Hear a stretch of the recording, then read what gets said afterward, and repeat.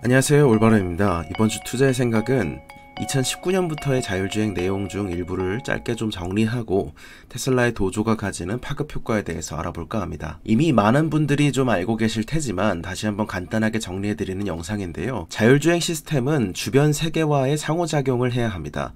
그리고 성공적으로 작동하려면 반드시 갖춰야 할 특정 기능들이 있죠. 이 특정 기능들을 4가지 메인 구역으로 나눠서 분류를 하게 됩니다.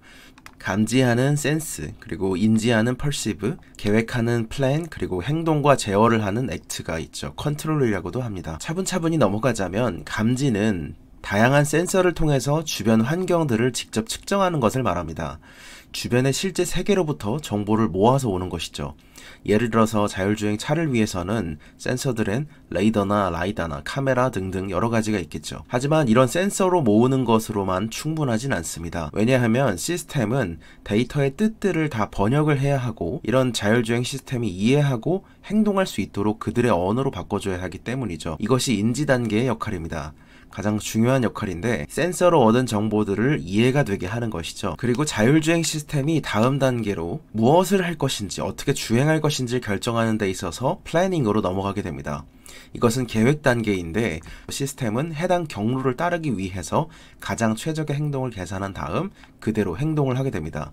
그래서 마지막은 조향과 가감속, 스티어링과 브레이크 엑셀이 수행하게 되죠. 인지 단계에서 일어나는 일들을 크게 2가지로 생각할 수가 있는데 이 2가지는 첫 번째는 자기인식입니다.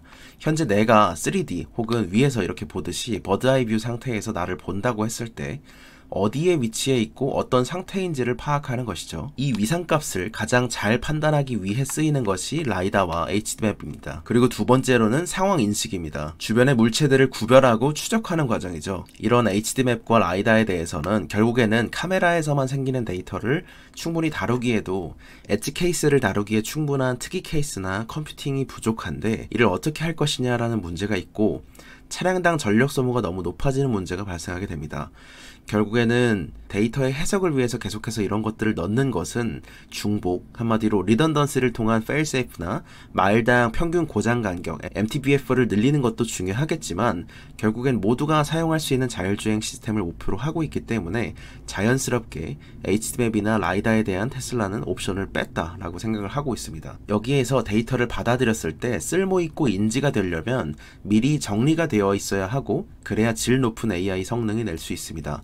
이 과정에서 가장 핵심이 바로 레이블이죠. 어떤 물체가 있다면 이것이 사람인지 강아지인지 고양이인지 우체통인지 이런 정답을 알려주고 구분시키는 과정입니다. 기존의 모든 플레이어들은 정도는 다를 뿐 모두 자동으로 레이블링 해주는 오토 레이블러와 그리고 사람이 직접 레이블링을 하는 휴먼 레이블, 그리고 여기에서도 조금 더 부족하게 되면 시뮬레이션을 통해서 모든 엣지 케이스에 대한 최소 학습 요구치들을 각자 충당을 하고 있습니다. 여기서 다시 테슬라의 환경에 대해서 조금 더 접목을 하게 되면 이렇게 생각을 할 수 있는데요. 8개의 카메라를 통해서 2D의 이미지와 비디오 클립들이 들어오게 됩니다. 첫 번째로는 차량의 메인 포워드 카메라가 있습니다.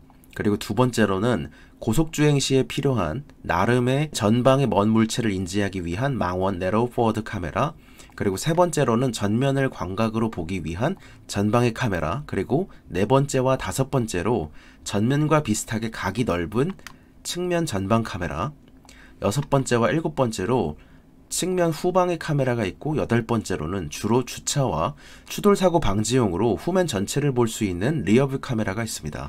여기서 받아들인 정보들은 이미지처럼 하나만 봐서는 이 환경을 이해할 수가 없겠죠. 그렇다 보니까 이것을 3D 공간의 벡터 스페이스로 바꿔줘야 합니다.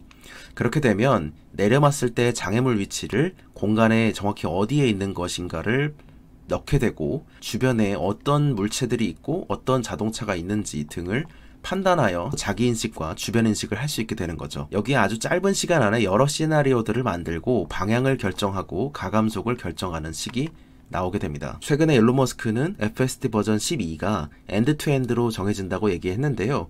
엔드-투-엔드라는 것은 기본적으로 보자면 수많은 데이터가 들어가면 각각의 알아서 정해진 점수와 목표에 맞게 학습하여 데이터를 계속 넣으면 이것이 주행으로 이어질 수 있도록 전체를 풀스택으로 구현하는 것입니다. 상황 판단부터 주행 경로, 주행까지 전체를 풀스택으로 하고 있는 것은 아마 오픈 파일럿을 하고 있는 콤마 AI 정도인 것으로 알고 있고, 대부분은 각 모듈별로 신경망을 구성하고 하나하나 뉴럴넷을 학습시켜서 사용하고 있습니다. 현재 테슬라도 이런 모델로 가고 있죠. 물론 각각의 DNN 자체에는 엔드투엔드를 쓰고 있다고도 말할 수 있긴 합니다. 예를 들어서 테슬라는 2019년에 안드레 카파시가 파이토치 컨퍼런스에서 얘기했을 때는 8개의 뉴럴 네트워크를 가지고 있었습니다. 이를 이제 2021년에 AI 데이에서 말했을 때는 하이드라넷으로 상당히 백본을 통합을 했고, 그 이후에는 이제 추가적으로 여기다가 오큐펜시 네트워크나 아니면 몬테카를로 서치를 넣었는데, 여기에 대해서는 계속해서 통합하는 과정 중에 있죠. 이에 대해서 조금 더 자세히 다뤄볼 예정입니다. FSD 베타 12에서는 엔드-투-엔드가 언급이 됐는데요.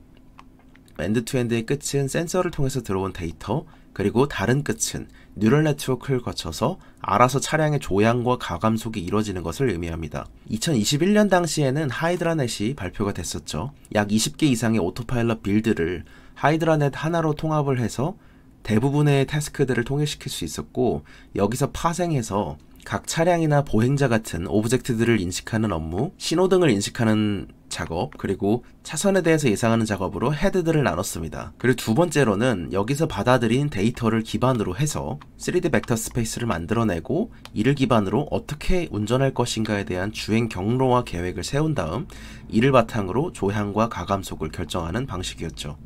이것이 2021년에 얘기했던 AI 데이에서의 핵심이었습니다. 그리고 22년으로 넘어가게 되면 오큐펜시 네트워크가 나오게 됩니다. 여기서는 기존의 데이터 모음이나 기초적인 해석을 했던 하이드라넷에 이어서 이런 퍼세션 단계에서 기존 방식대로 오브젝트 디텍션, 그리고 신호등 탐지나 차선 인식을 그대로 하되 3D 복셀들로 해당 위치, 차량이 있으면 그 주변의 위치에 대해서 점유했느냐 아니냐를 인식을 추가를 한 것입니다. 그래서 데이터 해석까지를 볼 때 기존의 인식 시스템인 하이드라넷과 3D상 물체인식 점유 네트워크가 합쳐진 형태였죠. 그리고 주행 계획에 있어서는 앞에서 받아들인 비전 데이터를 감안해서, 이 비전 데이터는 하이드라넷과 점유 네트워크를 뜻하죠. 이를 해석을 한 다음에 주행 계획을 세우는 단계로 넘어가게 됩니다. 여기서는 몬테카를로 트리 플래너를 사용을 하였는데, 기존의 비전 자료를 기반으로 해서 최적 경로를 분석을 하고 주행할 수 있도록 하는 과정입니다. 여기서 첫 번째로는 차선과 오브젝트 인식, 점유 네트워크에 대한 판단이 인풋으로 들어가고, 두 번째와 세 번째로는 어느 방향, 어느 차선으로 갈 것인지에 대한 궤적을 만듭니다. 예상 주행 경로를 만드는 것이죠. 그리고 네 번째와 다섯 번째는 각 주행을 하면서 에이전트들, 한마디로 보행자나 다른 차량에게 양보를 할 것인지 그냥 지나칠 것인지 등을 결정하는 구간입니다. 이것을 결정하는 몬테카를로 트리는 가중치를 정해줘야 하는데, 그런 가중치는 사람이 충돌할 확률과 편안함, 그리고 개입 가능성, 인간과의 주행 유사성이라는 네 가지 기준을 사람이 결정하고 매기고 있습니다. 이렇게 설정된 값과 가중치를 기반으로 전체 몬테카를로 트리상 나온 값에 대해서 모든 개별 값이 나오겠죠. 여기에 대해서 가장 전체 비용이 소모가 작은 최소 비용의 값을 통해서 그 주행 경로대로 주행하는 것입니다.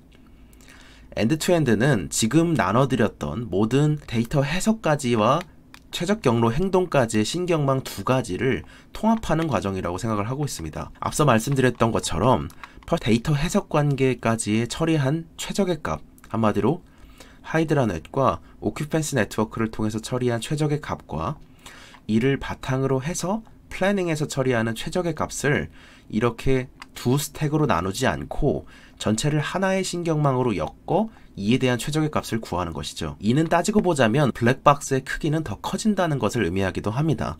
이런 블랙박스란 인풋을, 그러니까 데이터를 넣어서 특정 값이 아웃풋이 나왔는데 어떻게 이렇게 나왔는지는 모른다는 것을 블랙박스라고 보통 칭하죠. 대신 테슬라가 조금 다른 것은 아예 새로운 블랙박스를 만드는 것이 아니고 기존 뉴럴넷을 조립하는 것일 뿐입니다. 따라서 제거하는 것이 아닌 통합의 성격이죠. 2020년에 오토파일럿 리라이츠를 전해드릴 당시가 생각이 나는데, 당시 도조 컴퓨팅의 역할은 48개의 뉴럴 네트워크를 학습시키는데 드는 시간을 대폭 감소시킨다는 것이 핵심이었습니다. 당시 내용을 소개드리자면 안드레 카파시가 파이토치 컨퍼런스에서 말했던 것이죠. 오토파일럿 뉴럴넷 빌드를 48개 하나하나 업데이트하면서 모으려면 약 7만 GPU의 시간이 필요했습니다. 아마 당시가 19년 말이었음을 생각할 때 엔비디아의 V100으로 한개가 내는 컴퓨팅 값을 아마 GPU 아워 1로 정량적으로 매긴 것 같습니다. 때문에 소프트웨어 버전을 하나하나 풀스택을 처리를 하려면 GPU 7만 시간이 필요했다는 것이고, 한 개로 처리하려면 약 8년의 시간이 걸린다는 것을 뜻하죠. 당시 2020년 1월 기준에 V100으로 3000개에서 4000개의 GPU를 가지고 있었기 때문에 3000개 기준이었다면 24시간, 4000개 기준이었다면 전체 오토파일럿 빌드를 한 번 트레이닝 시키는데 18시간이 들었을 일입니다. 이런 테스팅을 전체를 한 번 한다고 해서 바로 버전업이 되는 게 아니죠. 실제로는 수십 번 이상의 테스팅을 한 끝에 버전업이 이뤄지기 때문에 이는 상당히 병목을 유발하는 요인이었습니다. 그래서 일론 머스크는 24년 10월까지 A100 기준으로 30만 개, 컴퓨팅으로는 100 엑사플롭을 달성하겠다고 발표를 했습니다. 이는 당시에 20년 1월에 V100에 비해서 A100이 약 2배의 성능 향상 효과가 있죠.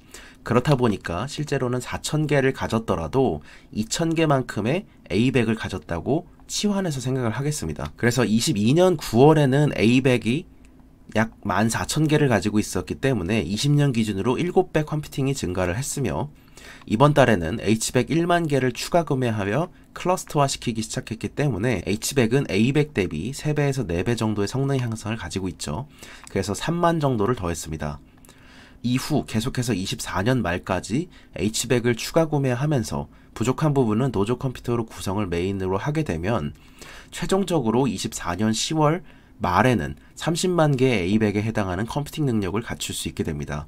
이는 2020년 대비해서 약 150배의 컴퓨팅 능력을 가진다는 것을 의미하기도 하죠. 자체적인 소프트웨어를 통해서 각각의 D1 칩들이 할 수 있는 AI 가속기 역량들을 늘린다는 것도 있겠지만, 개인적으로 노조의 핵심은 테슬라 AI를 개발하는 데 있어서 드는 GPU 조달 계획을 상당 부분 내재화시키는 데 있다고 생각합니다.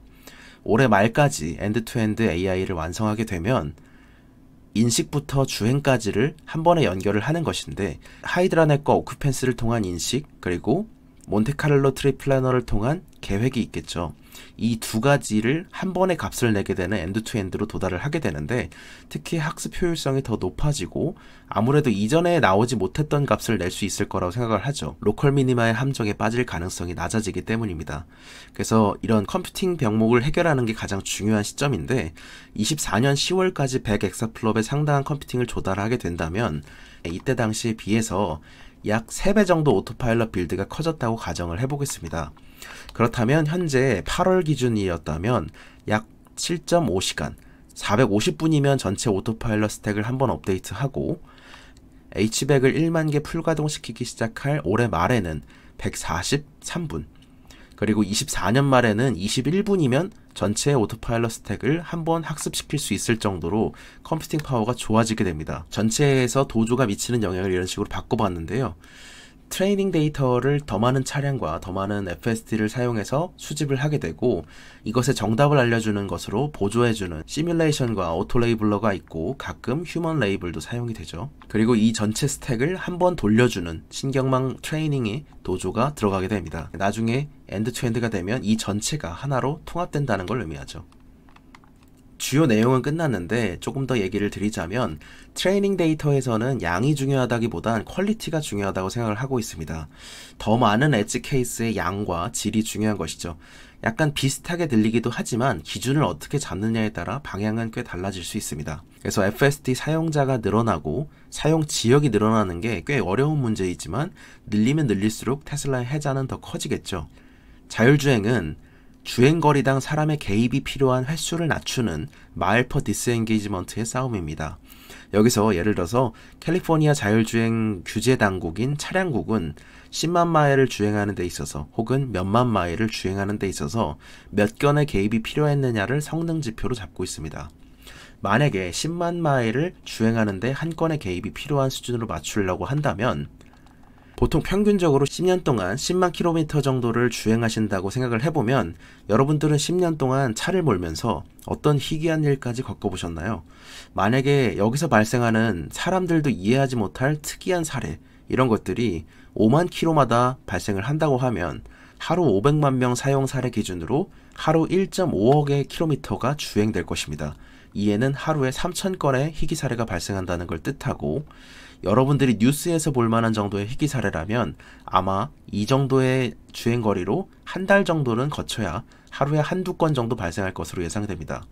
여기서의 퀄리티를 좌우하는 변수는 1억 킬로미터를 주행했을 때 한 번 겪을 만한 소수의 엣지 케이스 데이터들을 뉴럴넷 학습을 위해서 얼마나 정확하고 많이 불러올 수 있느냐이겠죠. 그래서 이런 것들의 조합이 수만 혹은 수십만 수백만일 것이기 때문에 얼마나 특이한 사례들을 많이 정확하게 불러올 수 있느냐가 능력입니다. 기존의 수동적인 오토파일럿 대비 공격적인 주행을 하고 있는 FSD에서 발생하는 양질의 데이터를 더 모으는 것이 중요한 이유이죠. 머스크는 최근에 엔지니어가 병목이 아니라 트레이닝 컴퓨팅이 병목이라고 했는데, 이는 아마 전체 소프트웨어 빌드를 고치는 데 드는 시간이 전체를 한 번 학습시키는 데 드는 450분보다 더 짧은 것으로 추정됩니다. 바꿔서 말하자면 450분 동안의 전체 빌드를 학습하는 도중에 이미 다음 학습에 대한 빌드가 나올 수 있다. 그러기에 충분한 시간이다 라는 내용으로 생각을 하고 있죠. 그렇기 때문에 이전에 있었던 학습에서의 주요 병목을 제거하는 것이 도조의 주 역할로서 FSD의 마지막 족쇄를 푸는 도조라고 정리를 하게 되었습니다. 이에 자율주행에 대해서 정리하는 시간을 가져보았고, 조금 더 자세한 트윗과 내용에 대해서는 네이버를 통해서 담았습니다. 이번 주 투자의 생각은 여기서 마치겠습니다. 다음 주에 또 찾아뵙겠습니다. 감사합니다. 올바른이었습니다. 좋은 하루 되세요.